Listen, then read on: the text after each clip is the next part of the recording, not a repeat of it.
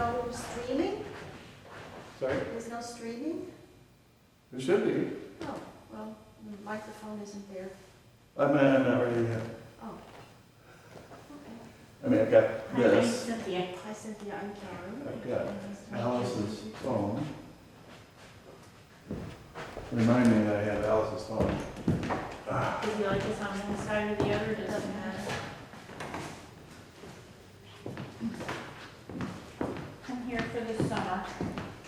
Oh, you don't live here permanently? Well, I've got a place here, but it's yeah, no, our home's in Florida. Oh, There's that. But we do have a place up here. Alice's. And we found our way here through the caves. oh, nice, yeah.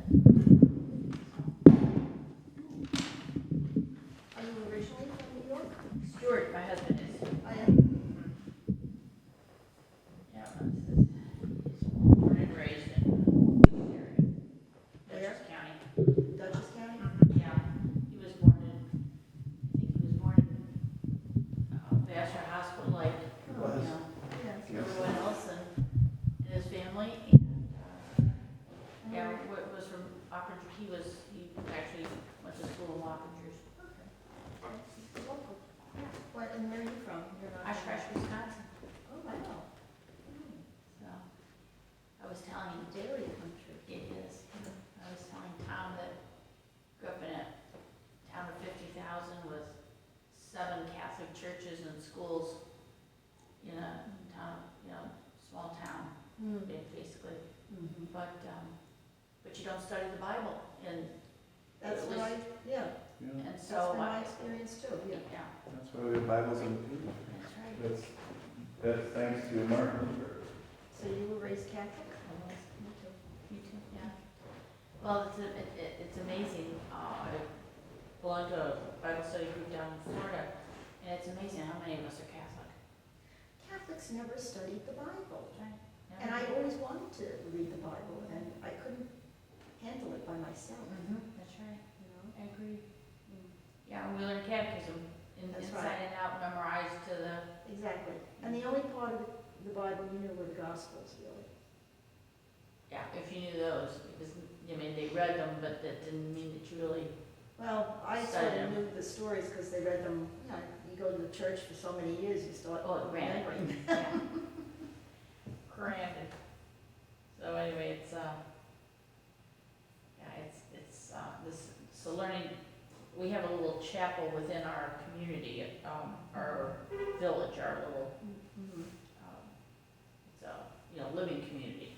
Yes. So we don't have a grocery store or anything like that. It's just a gated community. But they built a chapel there in '79, and it's a non-denominational Mhm. kind of thing, very similar to this, but it only seats about 200 max. Mhm.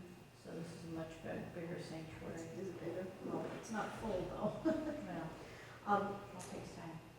we're in Florida, right? We're in North Palm Beach, so we're on the southeast side. So, yeah, my nephew lives in Boca. Oh, so it's just south of us, Right? yeah, about an hour.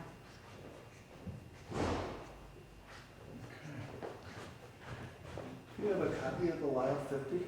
What we call the Lyall 50? Good morning. Hi, Karen. Would you like one? Yeah, sure. What is the lot 50? Well, I wrote it up when I first got here. In my opinion, the 50 most important stories in the Bible, not Christmas or Easter. Wonderful. Yeah, I love that. I'll dig one up, I think. Hi, Karen. Hi, good morning. 2 Karens. Yeah. Hello. Hi, my name's Cynthia. Hi, I'm here Cynthia. for the summer. Oh, okay. I think And then I want to, at some point, maybe with Alice, go find the history of this. Right. Hi, hon. Good morning, Howard. Good morning. Hello. How is your granddaughter's surgery? How is your granddaughter? Hi, my name's Cynthia. Hi, Sandy. I'm Helen. Hi, Helen. Helen, how is your granddaughter's surgery? She is, I just talked to her before I came here. She's out of ICU, so Oh, that's good. great. So she's in a step down. I don't know what that means, but I think she's in just a normal one. No, she's a Stepping step. down anyway, which is good. Yeah, yeah. And Good. so she's all in all, you know. Good. The van, Tough surgery because of the scar tissue from the other surgery. Vanderbilt Mm-hmm. University. Yeah. She's good. She likes her doctors. Hospital's good. They're worn out, but I should have gone down to help maybe, but, but they're doing all doing okay, and she's improving a little every day. Good, So far, so good. good. Yeah, it's been quite a few days, quite a little experience the last few days, isn't it? A lot of us. Yeah, it was nice of you to come to the funeral yesterday. You're welcome. Yeah. I told Flossie you were there, and I told her about your, mentioning, talking about making a Sunday morning, and she was so pleased that you did that. And I said, well, I'll show it to you, but then I was looking at it, it's not on the streaming thing. Sunday morning service. It was archived, I just thought. You did see it? It wasn't on YouTube. It wasn't on the YouTube Uh-uh. thing, that's right. I just saw it on YouTube. Oh, Diane saw it yesterday, Diane DeGroat, she wasn't here, so she saw it yesterday. Did you, when did you look at it, right after, because sometimes it takes a Yes. while for it to be archived. Yeah, I was looking for it late last night. Oh. Yeah, it's on. I couldn't get it on YouTube either. It was not in any of the, Last week. last Sunday was the last one our concert was on, but not yesterday morning. Well, if you check again, it's on. Bible study. But we had some complaints that it wasn't on, so Okay. we're looking. Class is at 11. Sorry. I'll be sure to put that in the announcements next week. There's just so much going on. I mean, we try to keep up with all this. It's not easy. Yeah, I heard it on YouTube. You got it just now? Yeah, okay. That's good. Well, something's going on. We'll figure that out. It's usually pretty reliable. Yeah.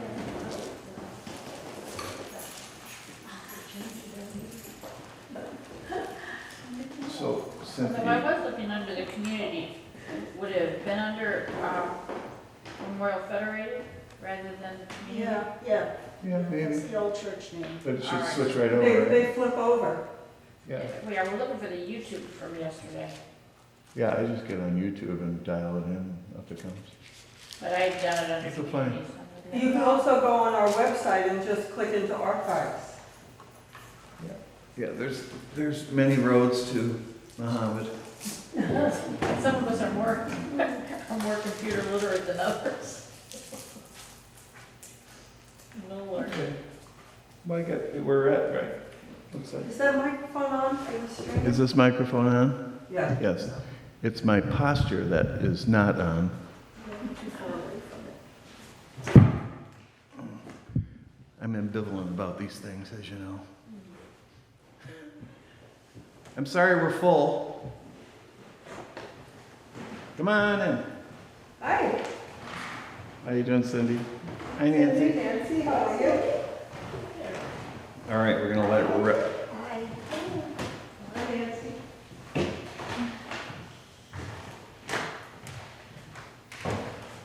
Just a little note.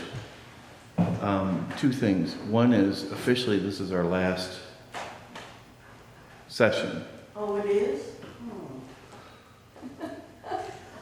Is that possible? You know how much I love doing this, which I do.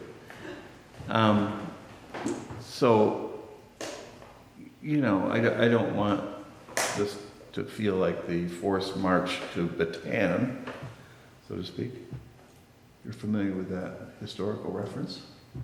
You might want to look it up after class. But, I mean, we could be done today with what we call the Jacob's cycle. So that would be kind of a place to stop. However, as a Christian, nominally, I'd be happy to do more if you want to do more, or we can restart in September or something like that. You know, I think I'm going to be here. What say you? Nobody's knocking down the door to get your job, I guess, so I don't know.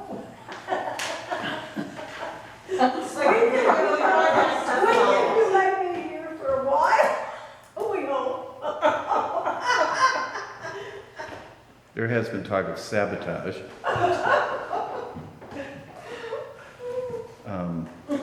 The local Baptist church took 2 years. You know that. Oh, we've taken that long here. Yeah. I didn't know that. Surprise. Why? No, I did not know that. That's okay. When Dave Honeywell was here, I think it took us 2 years. Come on. What's funny about this, Helen? It's not funny. No. And you can't. There's a cruelty underneath this, right? You feel it? I feel I it. feel it. There's a laugh. Right? There's a cruelty going I think on. it's a ball and chain. Yeah. But yeah, do you feel guilty to even bring this subject up that you might stop?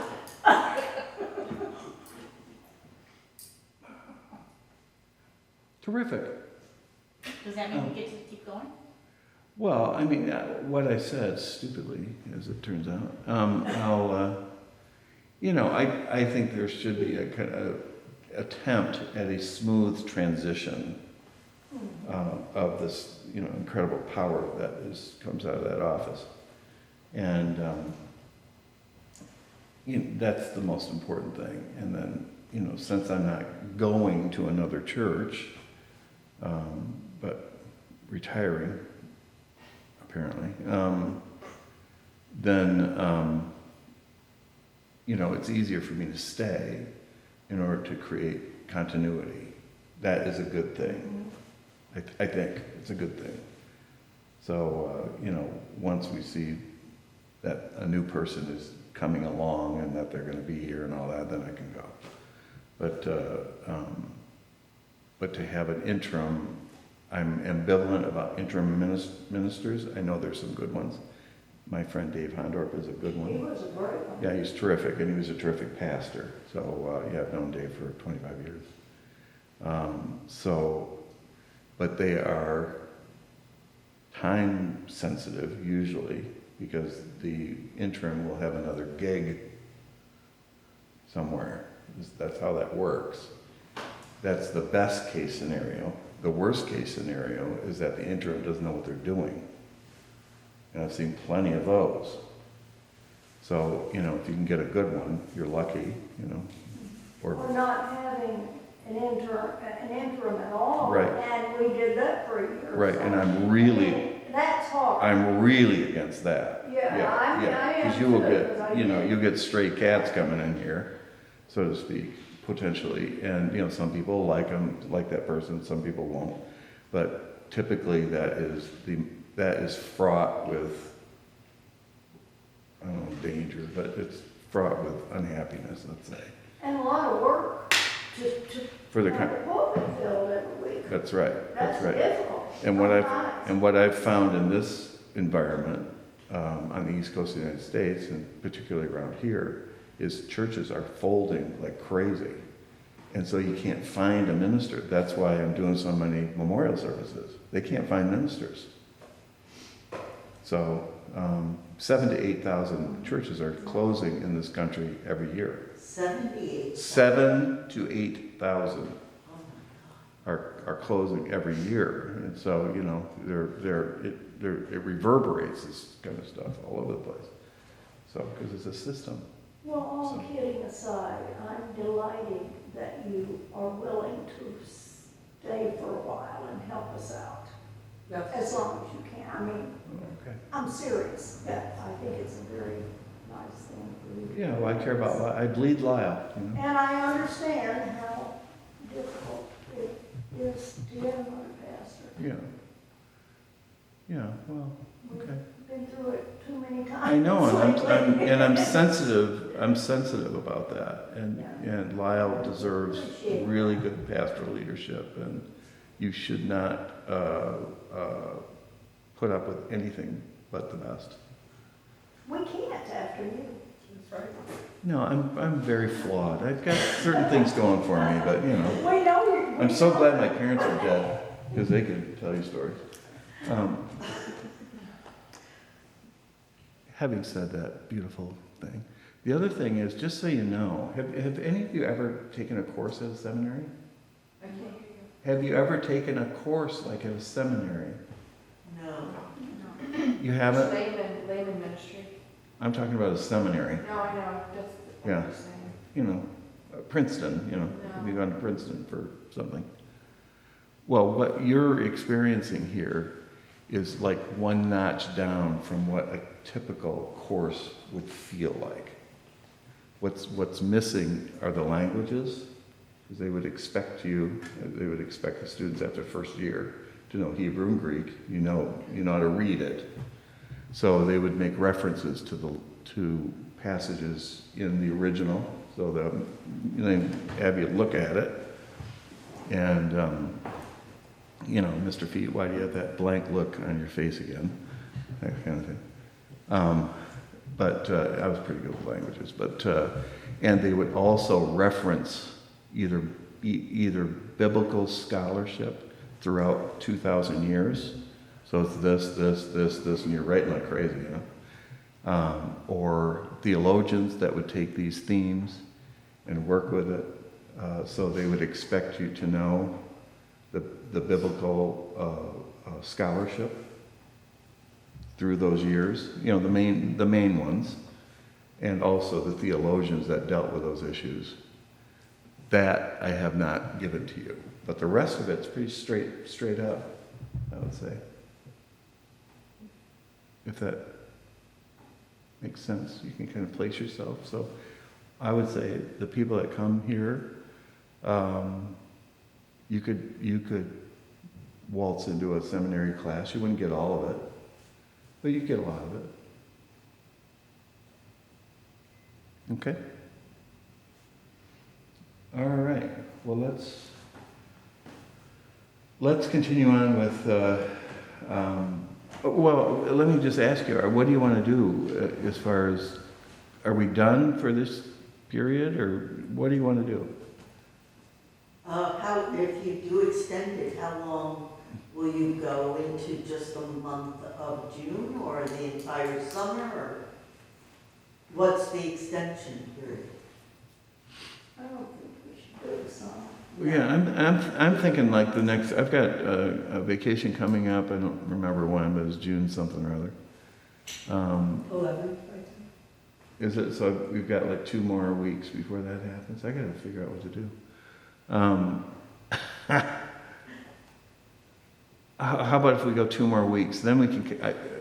I say that because it would be nice if we could get done with Genesis. You know, wouldn't that feel good? You're done, right, with the book, and then you can move on. Do you have an extra copy for my mom, for the Lyall, as you're doing the 50?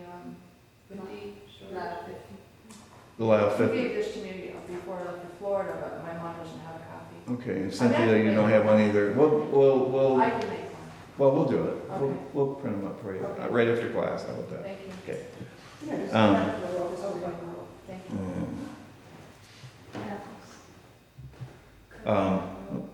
Grandson. Yeah. Love Okay. it.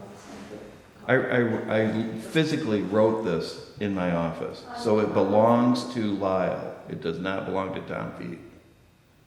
Okay, that's just copyright, law, So I'll never do that again. Okay. So let's take a look at Genesis 32, and we'll see if we can wrap up what we call the Jacob cycle. See what happens to this guy. This is 32 or 20? 32:22. Okay. 32:22. And we'll read to the end of the chapter. So I mean, that's a big paragraph, but it's a good one. Anybody game for that? The same night he got up and took his 2 wives, his 2 maids, his 11 children, and crossed the ford of the Jabbok. He took them and sent them across the stream, and likewise everything that he had. Jacob was left alone, and a man wrestled with him until daybreak. When the man saw that he did not prevail against Jacob, he struck him on the hip socket, and Jacob's hip was put out of joint as he wrestled with him. Then he said, "Let me go, for the day is breaking." But Jacob said, "I will not let you go unless you bless me." So he said to him, "What is your name?" And he said, "Jacob." Then the man said, "You shall no longer be called Jacob, but Israel, for you have striven with God and with humans and have prevailed." Then Jacob asked him, "Please tell me your name." But he said, "Why is it that you ask my name?" And there he blessed him. So Jacob called the place Peniel, saying, "For I have seen God face to face, and yet my life is preserved." The sun rose upon him as he passed Penuel, limping because of his hip. Therefore, to this day, the Israelites do not eat the thigh muscle that is on the hip socket, because he struck Jacob on the hip socket at the thigh muscle. Sounds like Monty Python, doesn't it? The end of that story. Huh? I didn't know that. Well, here we are. That not eating the meat on the hip socket. Yeah, see? So, Jacob he's the one in the tent that's the cook, right? He's not the hunter. Esau was the hunter, right? You got that right? Made the stew. He made the red stew. And he's the red man.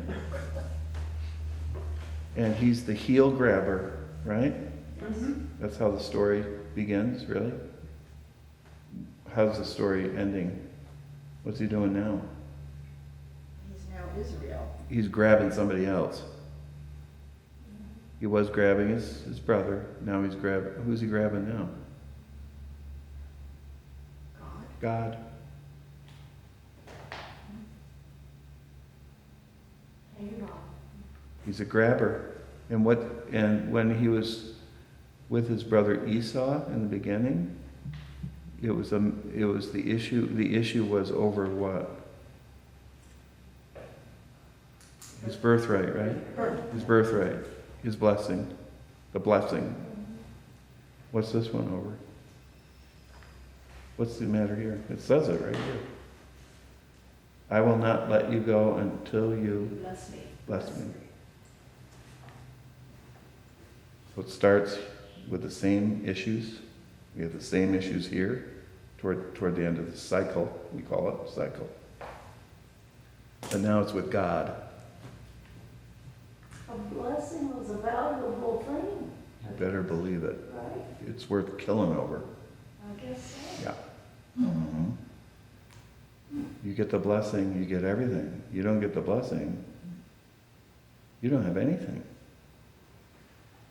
So the scene begins, we're just popping this stuff out right now, but the scene begins with what does Jacob do with his family and his stuff? Here's the river, right? The Jabbok River. What does he do? Packed them all up, sent them across the river. Who's across the river? Do we know? Do you know the story well enough? His brother Esau is across the river. My mother, when she visited me in Amsterdam, this was during a time of a lot of bombings. So there were police with automatic weapons and armored personnel carriers. They would have an armored personnel carrier at the end of each wing for El Al Airlines, the Israeli airline. They would go out with them, with the plane. They'd turn around and the plane would take off. And my mother knew all about that. She said, now, I don't want you to pick me up at the airport. I will figure it out on my own. I said, I'll pick you up. She goes, no, it's too dangerous. I said, I'm going to use you as a human shield. Don't you talk to your mother like that. It's horrible. Well, this is basically what Jacob is doing. He's sending his family across the river, all his stuff, his servants, and his brothers over there. And Jacob stays on this side of the river. He's thinking, no way is my brother going to slaughter these people. I hope.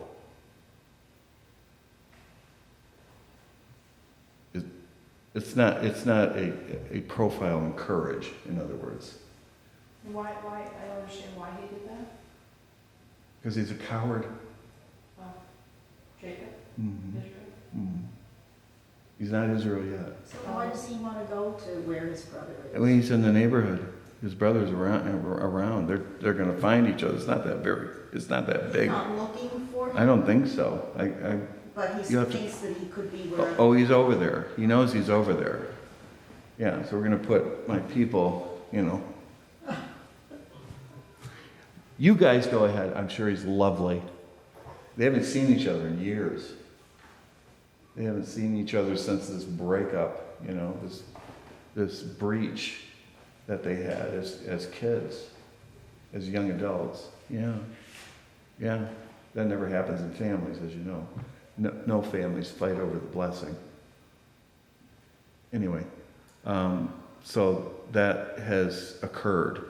Another thing to keep in mind is that Jacob was kind of a mama's boy, and after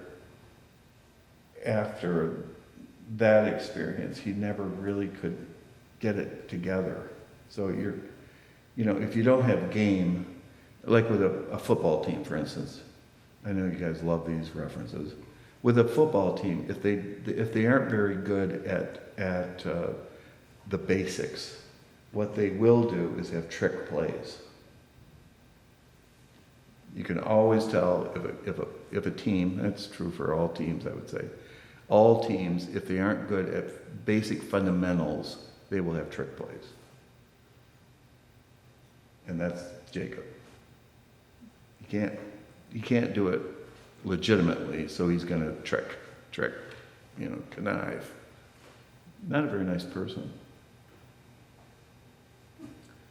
So his family and servants are on the other side of the Jabbok, right? Human shields. He's on this side of the Jabbok. And then what happens? Someone shows up. He's out of his fruits or something, is it? No, this man, Peniel. this creature, man.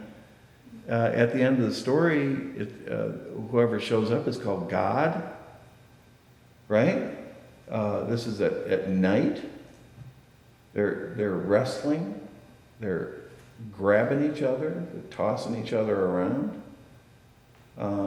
It's a little bit desperate. It just comes out of nowhere. Comes out of nowhere, and they're kind of. So it wasn't like he was sending his family to the other side of the river to So that protect could them? happen. No. He's sending them on the other side of the river to protect him. You guys go first. I'll be right along. So it isn't for who's coming up behind him. It's a in surprise. place of this guy. It's a surprise. Yeah, so they're, it's MMA fighting, kind of thing. And they're kind of bashing each other. And tell me about the conversation. This is a big moment. This is a big moment in the Bible. What happens? Well, God wasn't prevailing against Jacob. Right. He's losing. Yeah. So what does God have to do? The godlike figure. He has to disable him. It's cheating. He's going to cheat. It's his trick play. Yeah, it's his trick play. He doesn't have game, so he's going to Isn't it a weird story? Yes. Does that match right up with your understanding of God? This is what's so interesting about the Bible is we have this certain view. You know, we go to Sunday school and all that. That's lovely. But the Bible will not have this. It won't have this. Oh yeah, you think you know God? No, you don't. He's as bad as Jacob.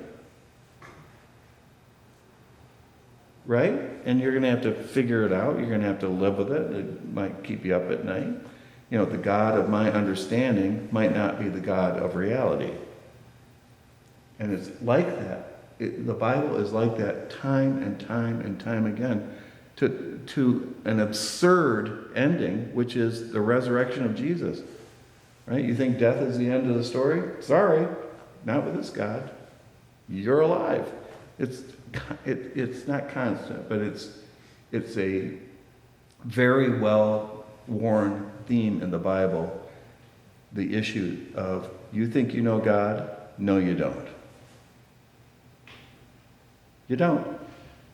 You might know bits and pieces, but you have to stay open and humble because you don't know what God is going to do. And you don't know the character of God very much. You might know a few things, so you got to stay humble, open. Okay, I didn't know you can wrestle. Can you tell me again, what is the significance of a name change? Well, we have it right now, right? Yeah, Here's a good one. I knew it was This in there. this is classic. Yeah. Wondering that. The significance of a name change is that something major has happened to you. I'm talking about biblically. I spell my name Thom. Before I was in Amsterdam, it was Tom. They spelled it Thom. That's how they spell it over there, and I kept it because it was a watershed time in my life. Right. Yeah, I was wondering about that. I kept Yeah. staring at your name. I thought, Yeah, that's why it's the way, it's been that way almost 40 years now. My parents said, yeah, right. My brothers and sisters, yeah, sure. Oh, he's a hot shot now. He's been in Europe. And so on.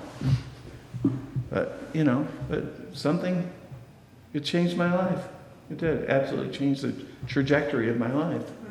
So I thought I'd keep it. did you ever hear of somebody having two heavenly name changes or having one and then that's like stuck there, but then God gives him another one? I don't, that's a good, Jesus, he's got all sorts of names, right? He's got all sorts of, if you're from the Catholic tradition, at your confirmation, don't you get a name? I believe so, right? Anybody, Yep. yeah? Is anybody willing to tell us what your name, confirmation? Sorry? Teresa. Teresa. Mary. Mary? Mary? Anybody else? Francis. Francis. Okay. See, I mean, and it is a confirmation, a big moment in your life, right? And you get a name change. That's why. That's why that happened. And it has to be a saint's name, right? St. Francis of Assisi. Yeah. Yeah. That's why. They do that because of this stuff. Changes of names. Okay. So he gets let's see, the heavenly being, God or man or whoever it is, the Bible won't even help us. Did you notice that? It won't help us. Yeah, it's just, sorry. Why did Jacob want to leave where his home, original base with his family? Well, I don't know. It's I imagine it was just, these are wandering people. So he's got herds and everything else, and I know where I live, they're moving the cows all the time. Yeah. Better pastures, maybe, I don't know. Yeah, so- Question, do you think Jacob had because of the blessing, his name, was he named Israel before he sent his family over or no? During this During this time, wrestling, during this wrestling, he sent his family over. he sends his family over, then he's got this, then there's this wrestling scene. Okay. And then, tell me your name, tell me your name. Does he give this being his name? No, I didn't see that. Israel. I don't know, he changed it, it's similar. It's not, it's Israel now. Right. After that, right, Mrs. Woman, Does Yeah, the, but the other- the other- How did he know it was God? we don't know, it won't tell us. Have you ever wrestled with someone and they look like a human being, but maybe it was God? Have you ever wondered? That's happened to me a few times. Like, what just happened? Wrestling or encountering. Like, this is weird. Yeah, it won't help us. Is it a man? Is it a heavenly being? Is it God himself? Well, we get a little hint. Could be an angel. Well, that's what I mean. Heavenly being could be an angel, right? Apparently they aren't very good at wrestling either. Did he Oh. reunite with his family? And that's next. Oh, okay. So let's talk about the names. The heavenly being, or whatever this persona is, knows Jacob's name, right? And then Jacob, because if you know somebody's name, you've got a little control over them. Did you know that? Once you know a person's name in the Bible, right? Jesus does this with demons. Who are you? I'm Beelzebub, or I'm Legion, that kind of thing. Once they're named, you lose some of your power. So Jacob says, I'm not going to let you go until you tell me your name. Does the being tell him his name? No. Nope.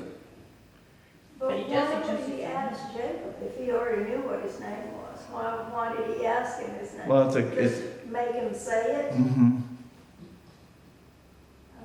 Although it does say he's a man.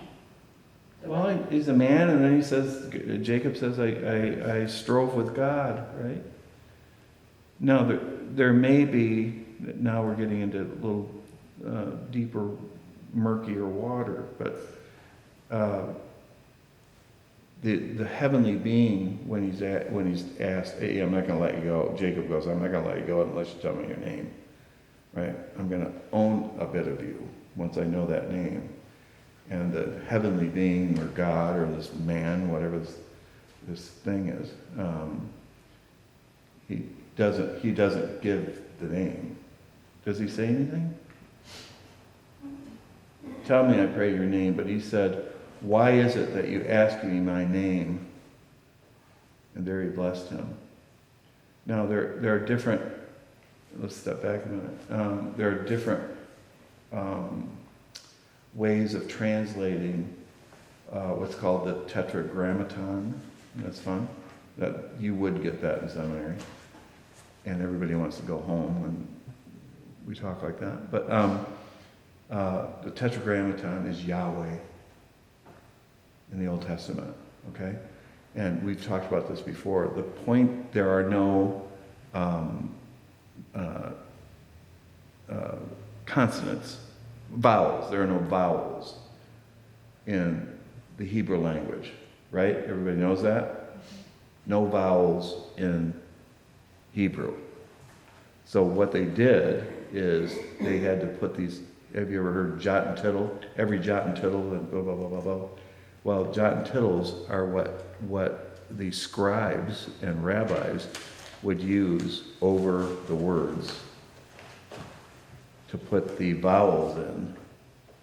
So Yahweh has no vowels, but they would put those jots and tittles in to give it coherence. And it could change depending on what kind of jot and tittle you put in there. It could move.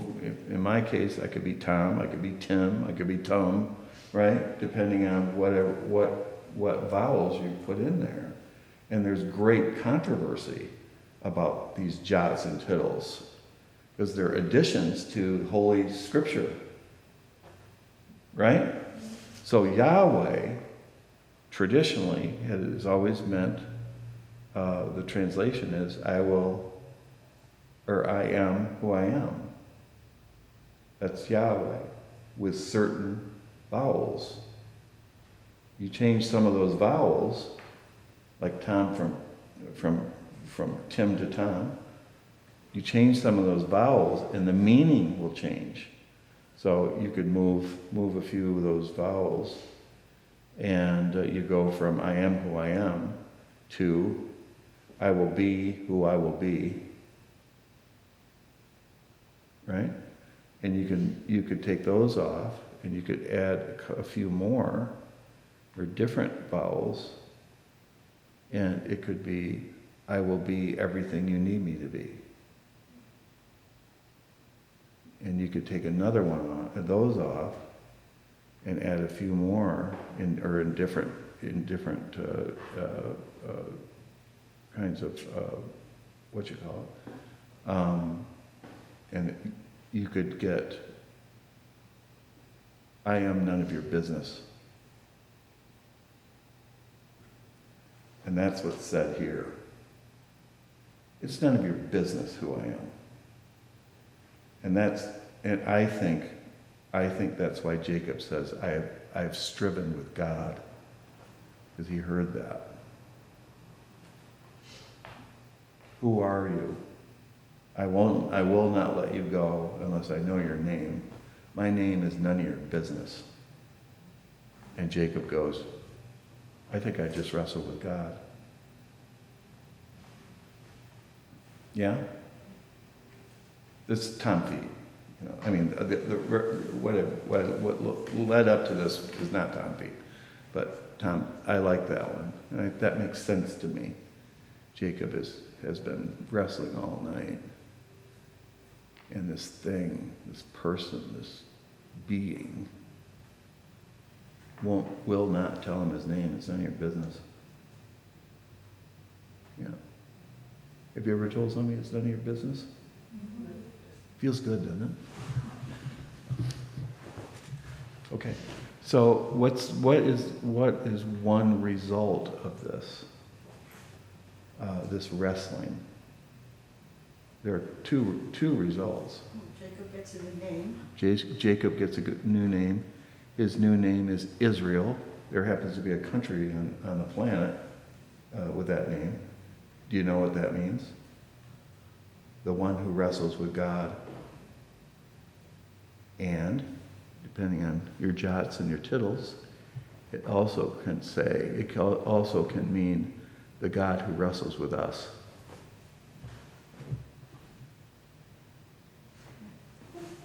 Is there a specific significance to the hip thing? Yeah. He's going to be crippled now. He's going to limp for the rest of his life. Yeah. It's a little memento for the experience. It's a little bit like circumcision too. You can't not see it.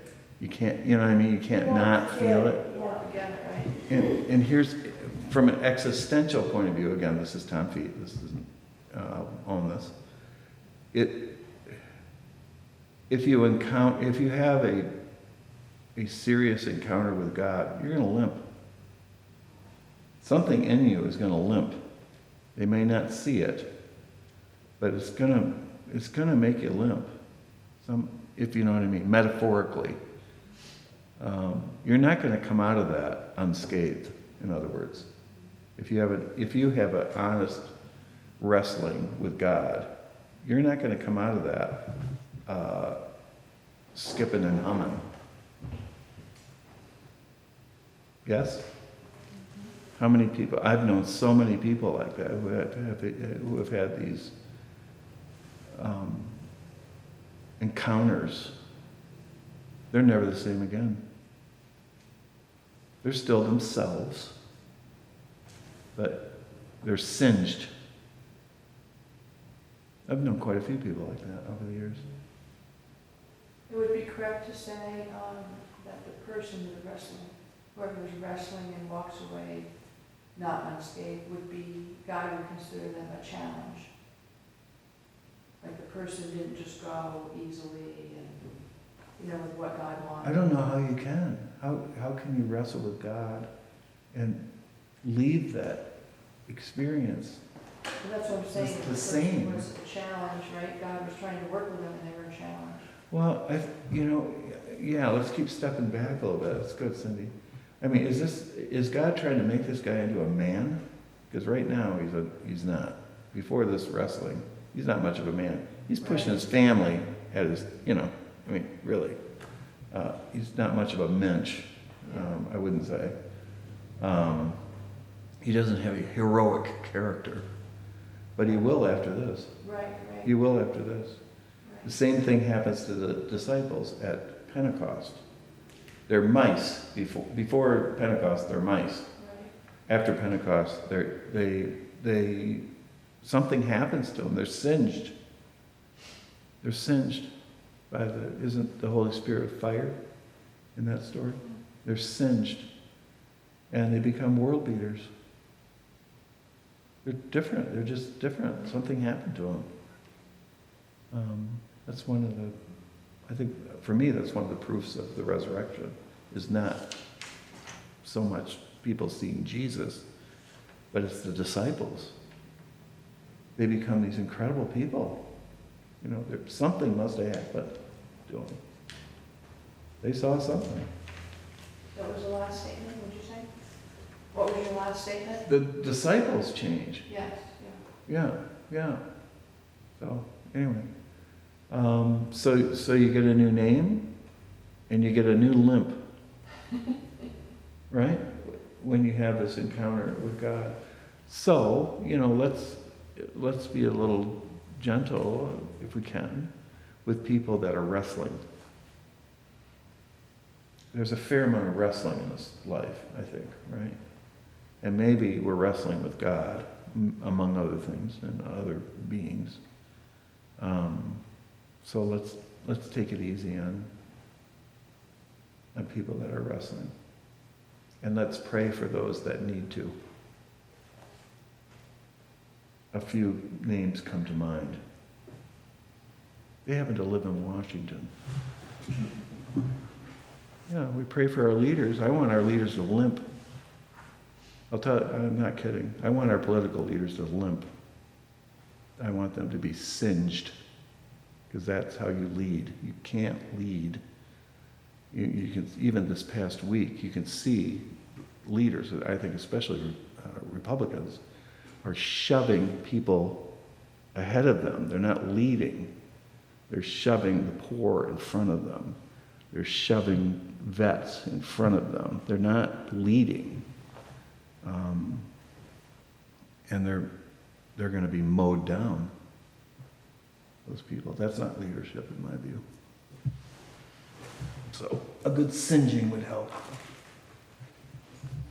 But the flip side of that is that wrestling to the point that we are hurt, as in limping. Is there not the side of this that in the wrestling that we become a better, stronger follower? That's a great question. I think it's both. You get stronger in certain ways and more redeemed and reconciled. That's going to happen. But it's at a cost. It's going to cost you. I don't know. Can you go through big stuff without some cost? Maybe you can, certain things. I mean, I think that many of us think that in that process of wrestling with God, that it's not that we're going to win that battle, but that we're going to be better people at the end. Sure, we may be tired and we may be hurt, but I think our hope is that we find the answer Well, to sure. a better life. Oh, I hope so. Yeah, for sure. That's what happens here. But I wouldn't be so quick to say you're going to lose to God. No, I wouldn't agree. God loses sometimes. He lost here. But did he? Well, he's going to do a little limping too.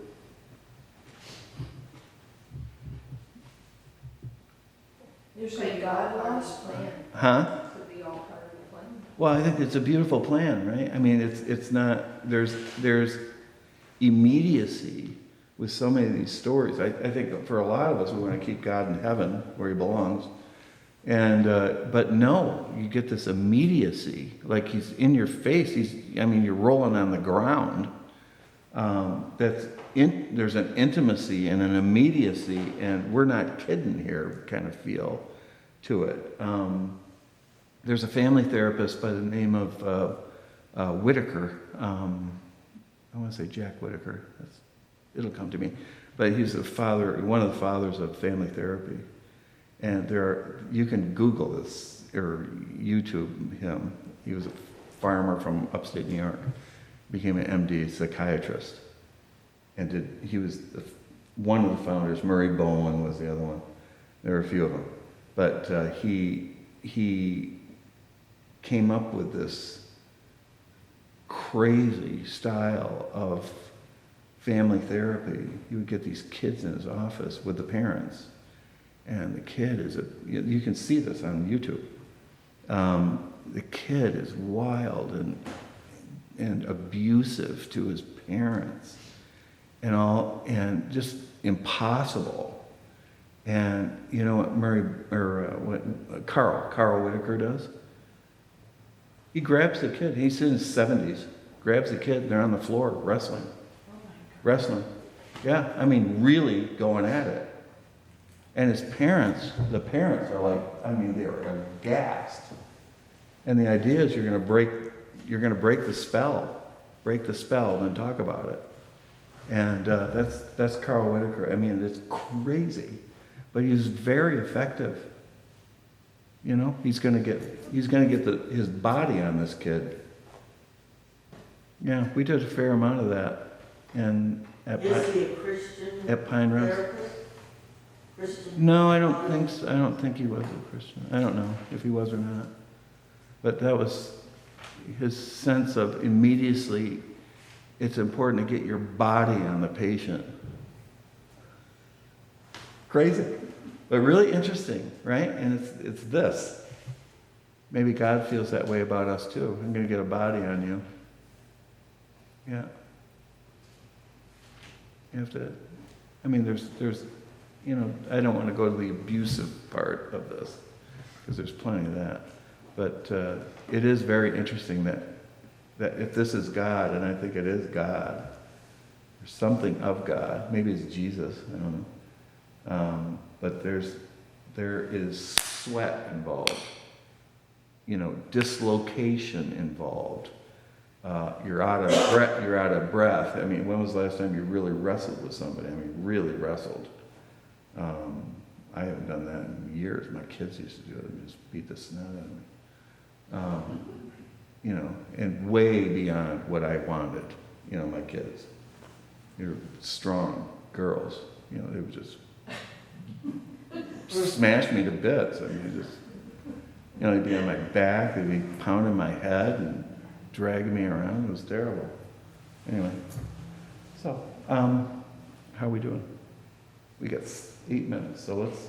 All right, so you have all this. It's a precursor. This is a precursor to to redemption in this family. Jacob's got to become a man. He's a boy before this. He's a childish. And now he's limping. He's out of breath. He's had this incredible encounter. He's got a blessing, which is what he's sort of demanding. And now he's ready. He's ready to meet his brother. Now he's ready.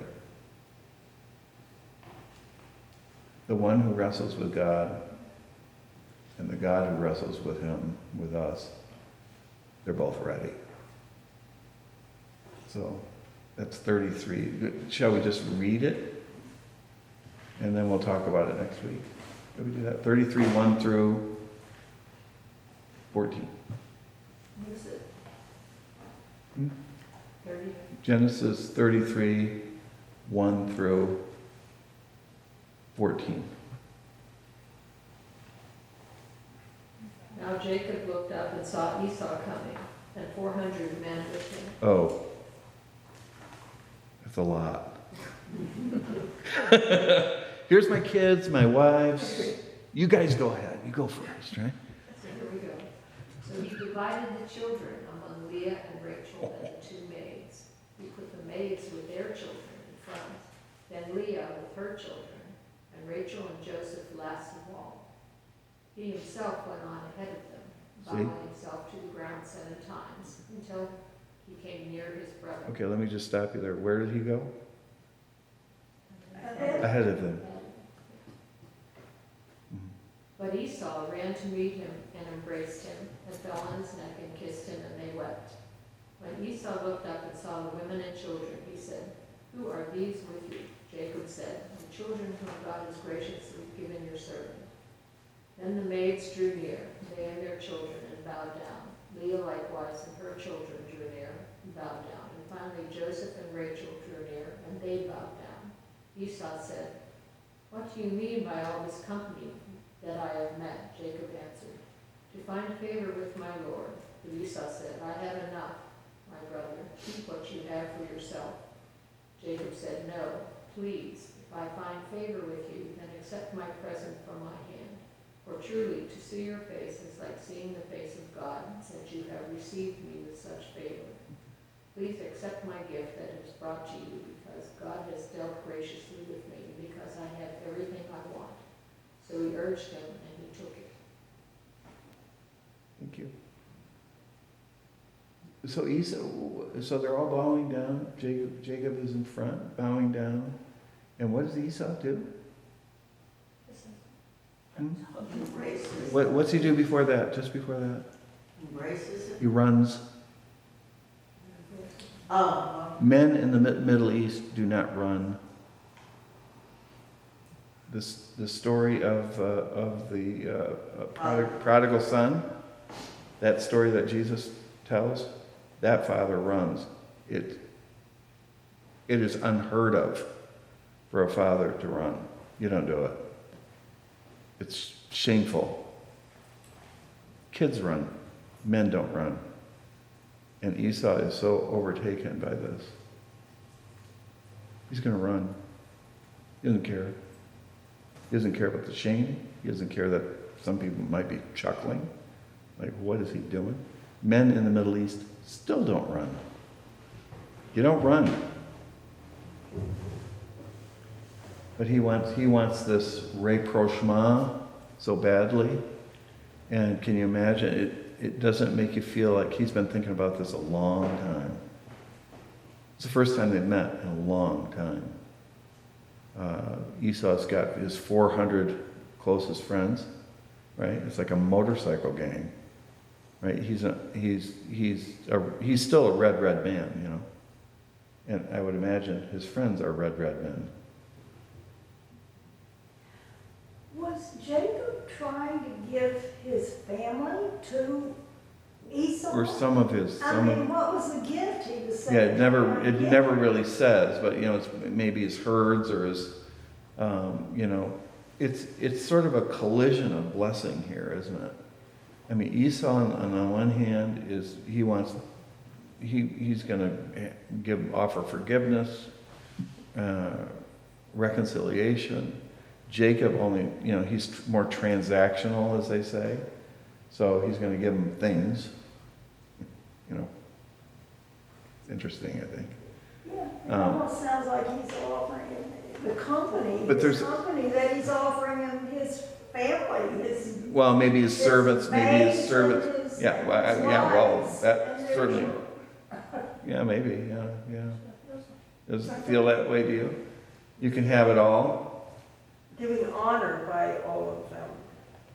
Bowing. Yeah, there's a lot of bowing and yeah. I mean, they're probably scared to death. It's 400 men. That's a lot.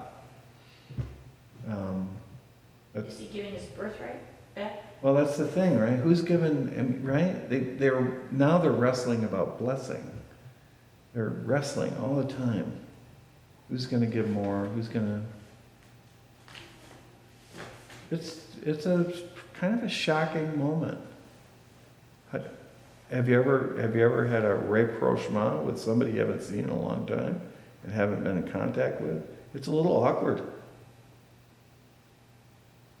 Where do you begin? How do you start conversation? If you've ever seen the movie Babette's Feast, it's a lot like that, where there's healing, but it's awkward and odd. You know, sorry you had an affair with your wife. Could you pass the gravy? Kind of thing. It's kind of like that in the movie. Awkward. And then who is blessed after this? Really, who's blessed? And what is the content of a blessing? Is it stuff? Is it servants? Is it what? Is it the stuff that you have? Is it peace of mind? Is it a healed heart? I hate to call it a peace treaty, but there is this. Go ahead. But there is this sense that Jacob has lost this battle and is turning over his riches, or whatever you want to call it, to his brother. And his brother is saying, no, I'm just so glad I don't to see want you." it. Yeah, I don't want it. But it does, it feels like a peace treaty to me. Yeah. But once again, you know, Esau is not going to play by those rules. They don't play by the same rules. And somehow Esau is good with the moment. I'm glad we can meet. Finally. Yeah. So the red man, he's done some thinking too, hasn't he? Took a little time, but the red man kind of gets it. I wonder if he's limping too, a little. All right. Well, we'll meet next Tuesday, I guess. Is that how this is all kind of spelled out in Lyall 52, if you want to look at it. We're gonna start next week with Genesis 37. It is the longest story by far in Genesis, and that is the Joseph cycle. 37 or 34? 37, I think, is where we're going to start. Okay. And we'll make some copies for y'all. It'll just take a second.